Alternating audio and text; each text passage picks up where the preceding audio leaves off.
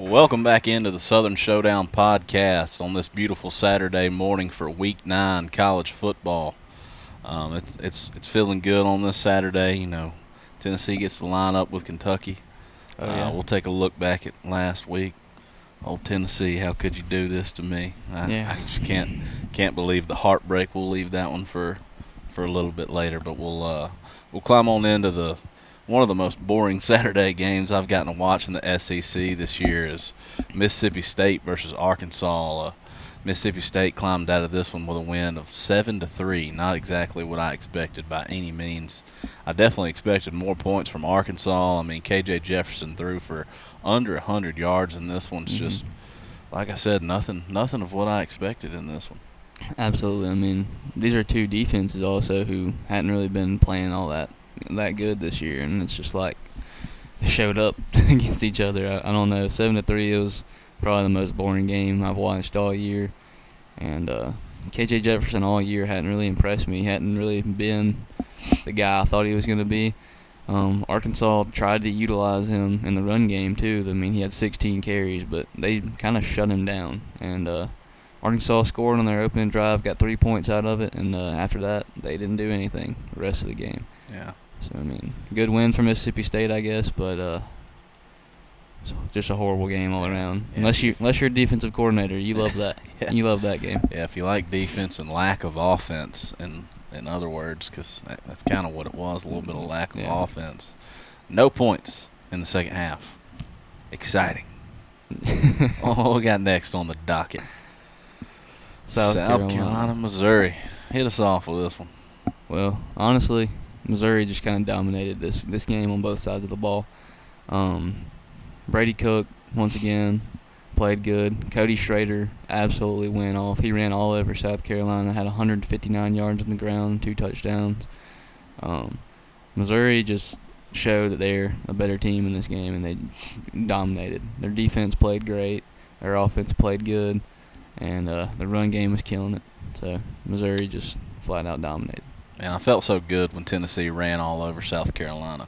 We were just kind of running all over them. I felt great about it, and then it's like as I keep watching, everybody's running all over them. Nothing saying against our offense by any means. We do have a great rushing attack, good three-headed monster, but like you said, Missouri runs all over them. Brady Cook cooks again. South Carolina just upsets me, man. I mean, I can't do nothing in the SEC spread picks right now. I'm sorry if I told y'all to fade me a long time ago, and if you did, then you're happy that I just keep on crapping the bed. But it's what I'm doing. I can't help it. Maybe I'll have a better week this week, but like you said, Missouri just pounds it all over South Carolina. We'll look on into the Tennessee sad, Alabama game. I'll just hang my head for this one. Here, I'll go ahead and cover start. my hat. I'll go ahead and talk. Let you heal for a minute, I guess. This game, very heartbreaking if you're a Vol fan.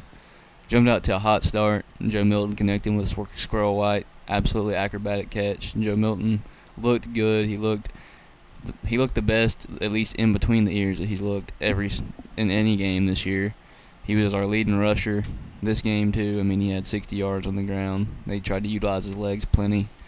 And you got to play 2 halves of football. It's simple as that. Yeah. I feel like the play calling got a lot more timid, and they just let off the gas.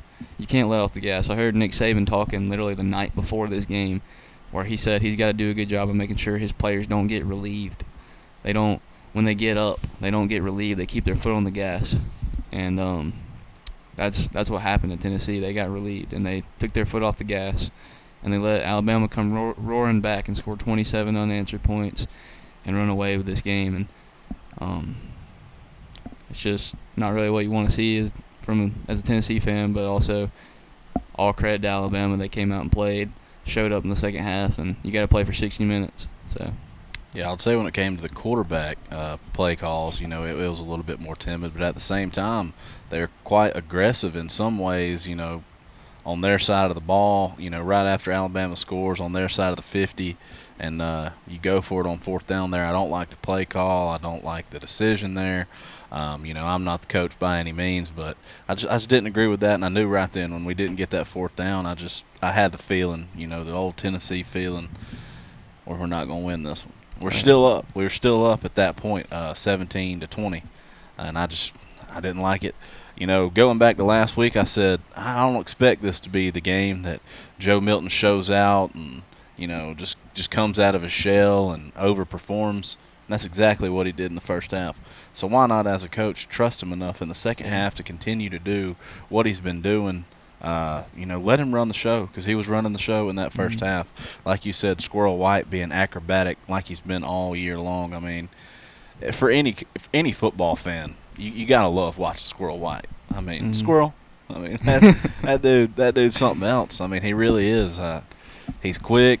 He's on the shorter side for a wide receiver, but that dude goes up and gets that ball. He'll use his legs to catch it. He'll keep his feet in. I mean, he's so fun to watch. He's going to be fun to watch again today. I mean, I do kind of plan on to keep it on the ground, but this Alabama one, it's just tough to talk about, tough to look at the score. It's tough to look at the box score. I mean, it's a tough loss there. That second half was so hard to watch. It felt like we were going to be the first team to do it to Nick Saban 2 years in a row. Nobody's beating him back to back like that, but we just couldn't pull it out. I feel like it was definitely the coaching in this game. I mean, it's the inexperience. Like, there's a lot of inexperience in that coaching staff, and I'm not taking a shot at Josh Heupel or his staff. I think he's a great coach, and I hope he sticks around for a really long time. But that's something where I don't think Nick Saban would go for it any of those times he went for it on fourth down. The only time I understood it was the first time he went for it, and I still personally would not have gone for it on fourth down. He gave that defense, you look at it, they gave up 34 points, but in all reality, they had to start on the wrong side of the 50 3 or 4 times in this game. And they did a good enough job for our offense to play with them. And I just felt like the play calling on the offensive side was they just didn't trust Joe Milton. He played great in the first half, and he only threw the ball 5 or 6 times in the second half. It's like, I get you don't want to give up on the run, but let the kid throw the ball. He completed about 80% of his passes in the first half and just looked better than he has all year. Yep. Let him go out there and play. At least hang it all out and do what you can. Man, I want to blame it all on the second half. That's what I want to do. But at the same time, there was 2 times in the first half where we came away with 3 points when we should have came away with 7. Yeah. You come away with 7 points in both of those conversions. This game almost looks like it's out of reach for Alabama for the second half. I mean, those fans can't get back up. They're 2 down. And in that red zone, we got something's got to click a little better in the red zone. I expect it to be that way today. Absolutely. The red. I think we're the least efficient team in the SEC in the red zone. It's very aggravating to watch. The zones get a little tighter, and it's like the play callers lose their mind. It's very aggravating. I'll just say that. Yeah. So look on into Ole Miss and Auburn. A little bit of a pointsy game here. Ole Miss scrapes by, kind of. I mean, they had the game controlled pretty much for the whole game, but I expected them to win by a little more than they did. But they came out victorious in this one. They've looked pretty good all year. I know 2 picks on each side of the ball. I know what was Ole Miss that had a punter throw a pick, go for a little trickery play, and the punter throws a pick. Peyton Thorne and Robbie Ashford, they both threw a pick. There were some little sloppy mistakes in this one, but it came out the way I kind of expected. Yeah, Ole Miss just kind of scraped by in this game, like you said. Pulled away late with a Jackson Dart rushing touchdown at the end there, and it's not at all how I expected it. Auburn, they're competing with people. They're competing. Y'all watch out for Auburn in these next 2 or 3 years, because they're not going to stay down for long. Yeah. And Quinshad Judkins in this game, he showed out. He had 124 yards on the ground and a touchdown. Both of these teams honestly ran the ball pretty well. Jackson Dart also had 2 rushing touchdowns and about 50 yards on the ground. So, I mean, these defenses showed up for a period, but at the same time, they also gave up a pretty good bit. I mean, they're also in the middle of the game, like second and third quarter, there was 13 straight drives between these 2 teams where there was no points scored. Yeah, it's crazy. All. So still come out with a little bit of a wacky game, if you ask me. Yeah. But yeah, it was. But Ole Miss gets a little gritty win against Auburn here. An Auburn team that is, like you said, straight up competing. Yeah. competing with everybody. They're fighting. They're not going to lay down. Nope.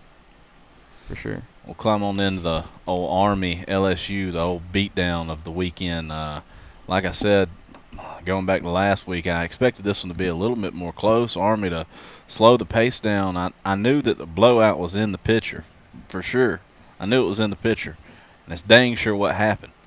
But I just thought that Army could slow the game down, run the little triple option, maybe get a few first downs, on each drive. Maybe not every drive. I knew there was going to be some 3-and-outs and stuff, but golly, LSU just hammers them.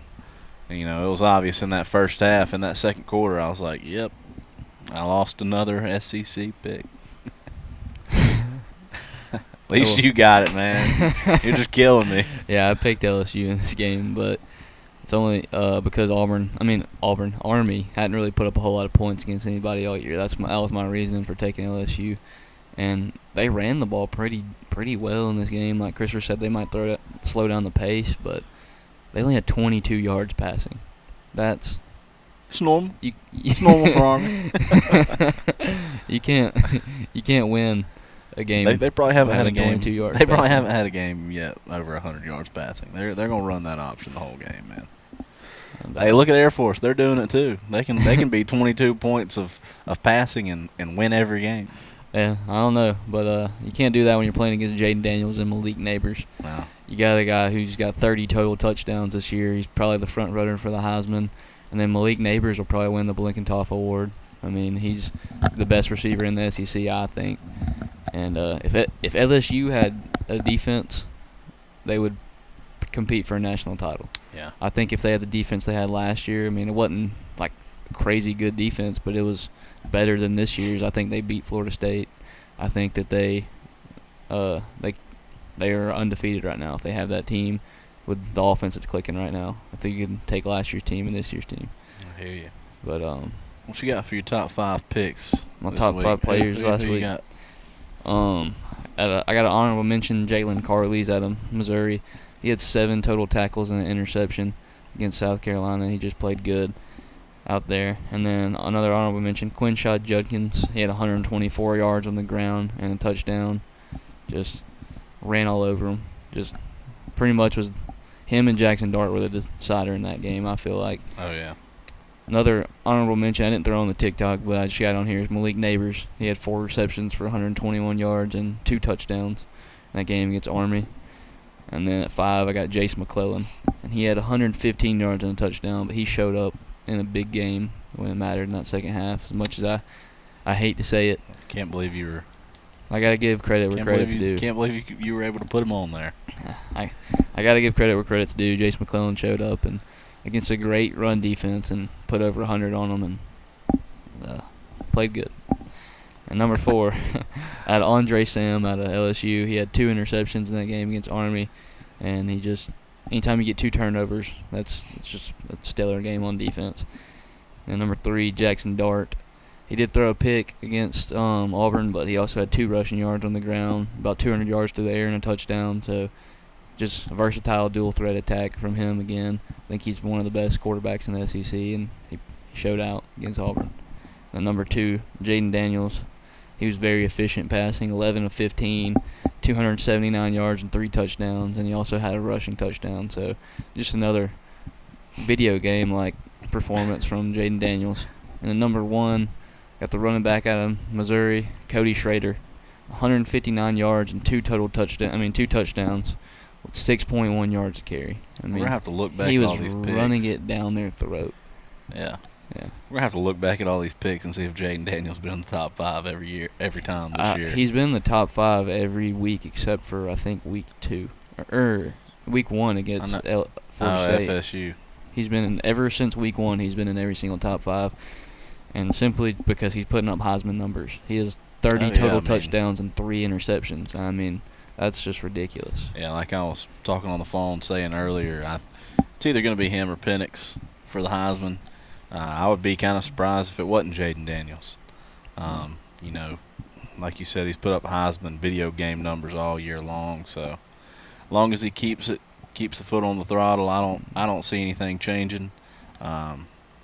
He's definitely going to be probably a front runner. Yeah. Looking into this week's picks for SEC picks, I've told y'all to fade me every time. You might want to do it again, but I do feel a little better about this week. I gotta say, it'll probably come to smack me in the mouth. We'll have a clip of this, and I'll go 0 and 1, 2, 3, 4, 5. But I only won one last week. I'm sitting at a very, very solid 22 and 34 this year on the SEC picks. You're working your way back to 50%. Yeah, I'm looking to get even. I was hoping I could get even last week, and 50%. I say that right? yeah, that's right. I guess so. Yeah, and well, Tennessee let me down, to be honest with you, on that one pick, and let me down. that strip 6 at the end to make it 14 kind of made me lose that pick day or two, and then Right. KJ Jefferson in Arkansas let me down. But other than that, I went 3-2 last week, and I'm 27 and 29 on the year, so I'm looking to go even this week. That's what I'm looking for. What time is it? It's 12 o'clock. We got some of these kicking off right now. South Carolina and Texas A&M are going at it. Let's see if well, we got nothing so far. You know, we're 11 seconds in, so we're not going to get any. We ain't changing our picks or nothing like that, even if there's a big old bomb right here. But let's go ahead and start with that one. Go ahead and start. Since they're we'll go in order. All right. Georgia versus Florida. I got to side with the Florida Gators on this one. 15 in the hook. The hook's where I'm seeing it. I believe that Florida will keep this one a little bit close. It's going to be one of Georgia's biggest tests all year. Georgia's working in their way to the back end of the schedule, the meatiest part of their schedule, and it's going to get a little tougher for Georgia right now. And they're without Brock Bowers, getting into the meatiest part of the schedule. Can Delp step up? I believe he will, but really the biggest one that's going to have to step up is Beck. I believe he will. Georgia's going to win this game. I don't see Florida surprising us or nothing. You know, it's in the cards, but I don't see it happening. But Florida gets the cover, 14.5. This is a tough one for me to pick, to be honest, like really tough. I was sitting here thinking about it, just going back and forth on who I'd pick in this game. I think the hook on the 14.5 is what got me. So I think I'm picking Florida in this game, but it really depends on what Florida team shows up. I mean, if the Florida team that showed up in the swamp against Tennessee comes to play, I mean, there could be an upset here. I mean, I don't pick an upset by any means. I think Georgia will win this game by 2 touchdowns, to be honest. But I'm still going to pick Florida just because that hook is scaring me a little bit. But if the team that shows up against Utah, that Florida team that shows up against Utah, they're going to get waxed by Georgia 100%. Yeah. And I think Brock Bowers being out, and I think this game being in Jacksonville. It's supposed to be a neutral site game, but it's in Florida. It's not. It's going to be probably 70-30 Florida fans to Georgia fans. So I feel like they still have a slight home field advantage here, and it's going to be a loud environment. It's going to be a tough test for Georgia, probably the toughest test they've had all year. And I think Florida will be able to compete, especially in the first half if Georgia gets out to a slow start. But I think Georgia will ultimately pull away and win this game pretty handily and control this game. What's it called? The largest cocktail party? The biggest cocktail party in the world or something like that. Largest cocktail party in the world, something like that. Yep. It's going to be a fun one. It's going to be exciting. 3:30 today. That'll be cool. Next we got on the docket is Vandy at Ole Miss. Ole Miss is just going to pop, pop, pop. wax them up, dice them up, slice them up, throw them in the trash can. They're going to cover the 25.5. They're going to beat them by at least 4 touchdowns.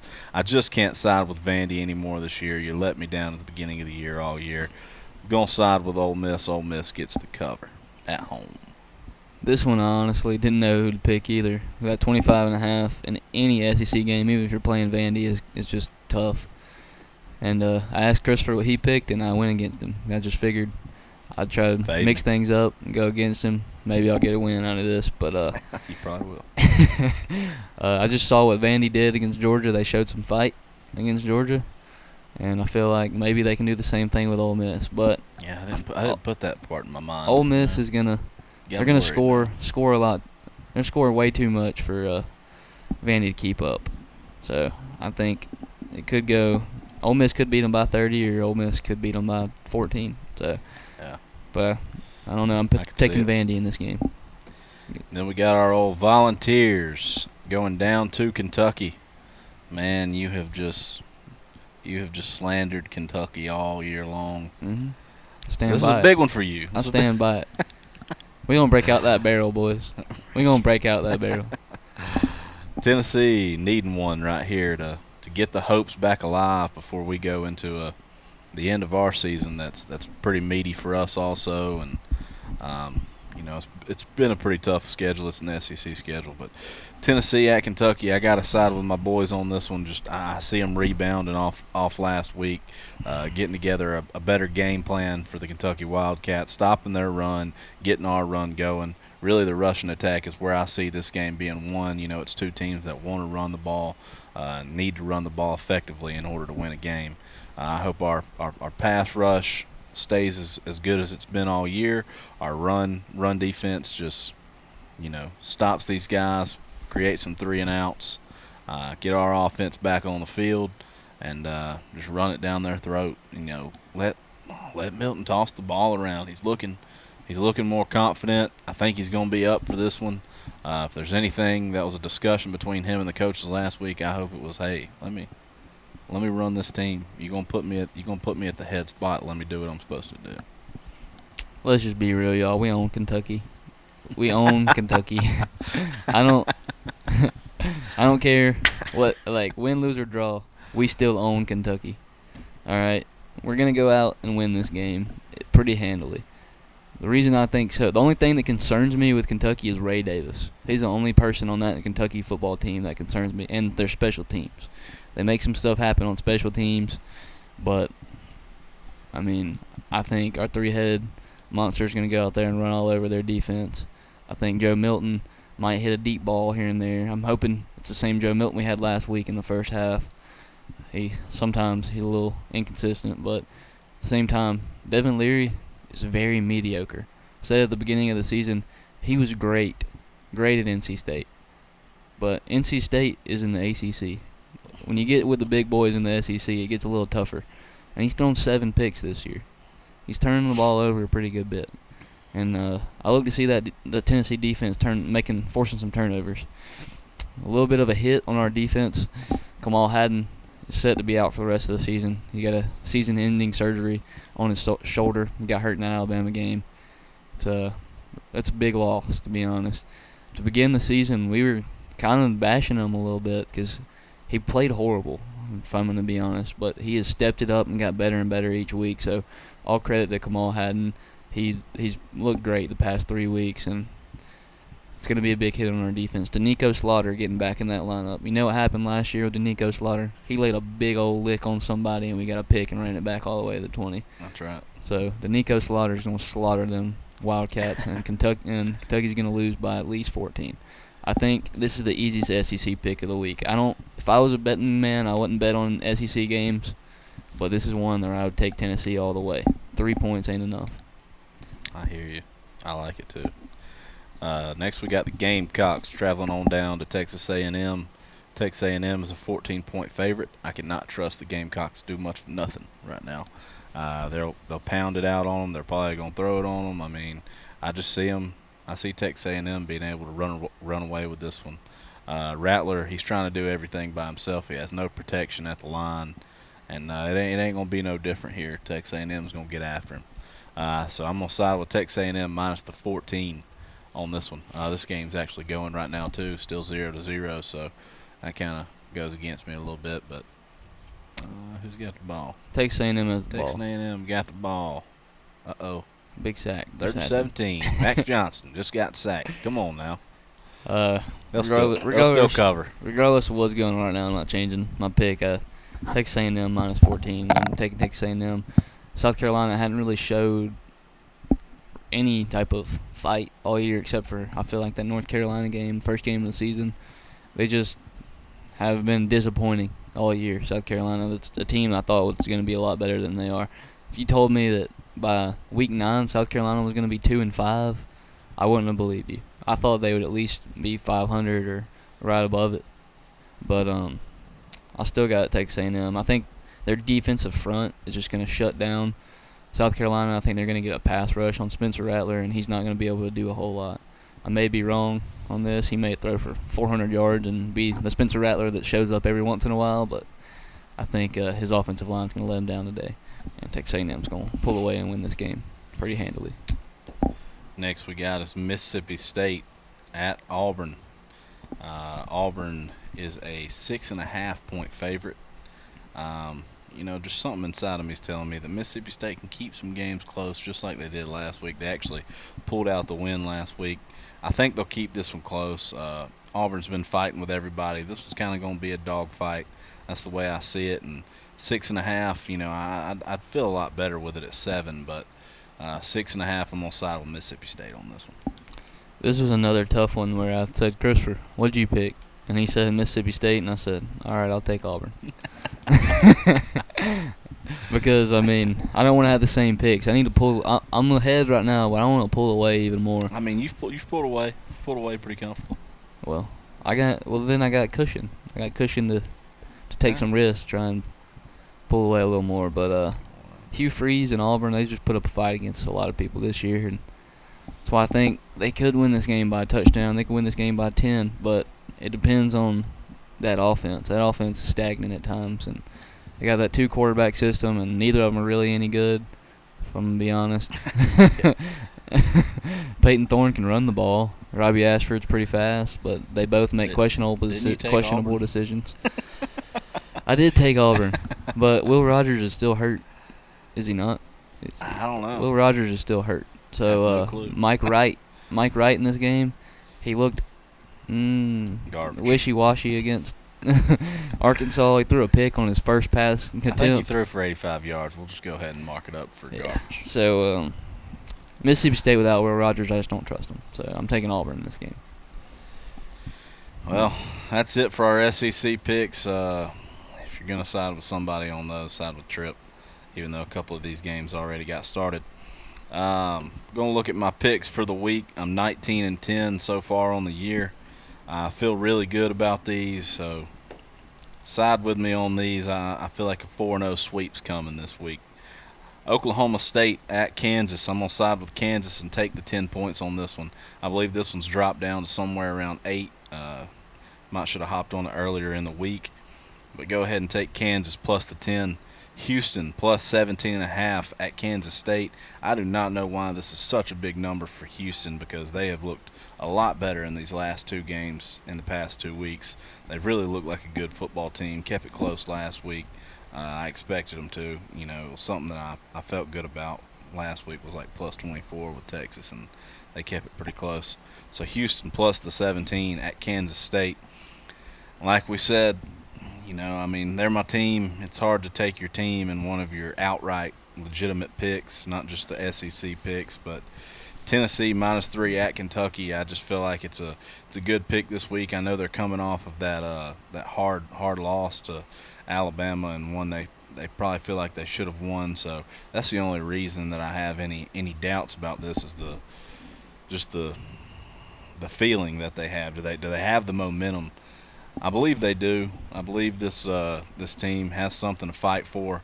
Let's go win out the rest of the season. See if we can possibly upset the defending king of national the champion. thrones right now. Just owning college football. Let's see if we can dethrone them. But you got to start right here in this game. I just don't think 3 points is enough. And also you have West Virginia at UCF, a hot UCF team right now, and a West Virginia team that has just not proven much to me all year long. UCF minus the 6. So again, we got Kansas plus 10, Houston plus 17, Tennessee -3, UCF -6. Hop on them. I like that UCF pick. They put up a fight against Oklahoma last week. They sure did. They had a chance to win that did game. The same thing. Everybody's going to ride too high on Oklahoma because of the Oklahoma-Texas game. People are going to ride too high on Texas because of the Texas-Alabama game. It's college football this year, man. Kansas State is up 7-0 on Houston. Sorry, guys, we're getting this out late. Kansas is up. Gosh, they're all playing. We're going to start getting this thing out to you guys a little sooner, we promise. UCF's currently tied 7-7 with West Virginia. UCF's tied 7-7. My picks are looking go up to that one a little higher. Kansas is up 7-0. Kansas is up 7-0. I told you, hop on my pick. Anyways, college football's already up and started, so we're gonna get up out of here, saddle up and ride. Until next time, we'll see you guys. We'll see you.